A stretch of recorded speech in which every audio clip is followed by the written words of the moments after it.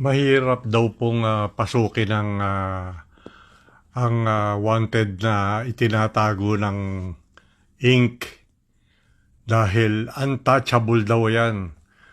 Talagang malaki ang network niyan, connection yan sa mga politiko ng gobyerno raw. Matibay daw yan, hindi pwedeng pasukin.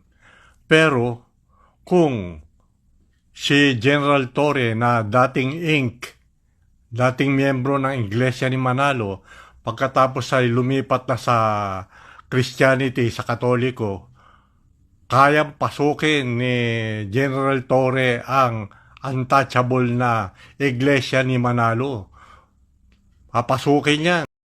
Itong bagay na ito ay malaki ang critical na apekto sa bansa. Dapat talaga ang leader o mga leaders ay pinaiiral ang batas ng salita ng Diyos. Wag nawa imisinterpreta ang tunay na kahulugan ng separation of church and government. Ito'y nasa Bible rin.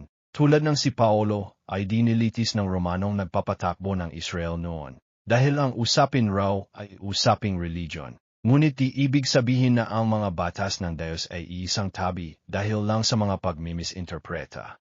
Ang Islamic ay may batas na, ang batas ng religion ay batas ng Estado. Dahil isipin niyo nga, kung ang mga sino man ay magtatatag ng mga kulto, sekta, religion, dahan-dahan gigipitin nila ang mga tunay na nasa nananatiling Church of God na sharing Church of Christ. Pagdating ng panahon, sino pa ang pamumunuhan ng mga lingkod o ng mga leaders ng religion of state o ng nananatiling Church of God na ito? Na ito nga ang RCC ayon kay Pablo at Pedro. Inapakaposibleng pati ang mga leaders na mga ito ay luluhod sa mga hinayaan nilang maghari-harian. Tulad nitong Kingdom of Manalo, aka-Iglesia ni Cristo ng mga Manalo. Kingdom of Quibuloy, Islamic, umaasta na mas nakakataas sila gobyerno. Asya ng labag sa aral ng Diyos at o ni Jesus. Ayon kay Jesus at Pablo na sundin ang mga leaders ng gobyerno.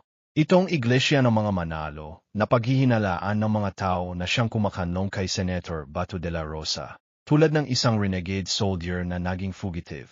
Mayroon nagsabi na tumatago raw sa bahay ng isang may tungkulin sa Iglesia ng mga Manalo na alam ng lahat na ang kilos ng mga opisyales ng Iglesia ng mga Manalo ay may kapahintulutan ng bawat isa ng mga opisyales. Kung magkatotoo, na kinanlong ng Iglesia ng mga Manalo o ng anumang institution si Senator Bato de la Rosa, dapat buwagin ito. Sinasabi ko, masasabing inutil ang pamunuan ng bansa kapag di natupad ang mga nakasad dito. Lalo na ang ipabuwag ang anumang institution na nagtatago kay Sen Bato de la Rosa at pagkulong sa mga sangkot dito.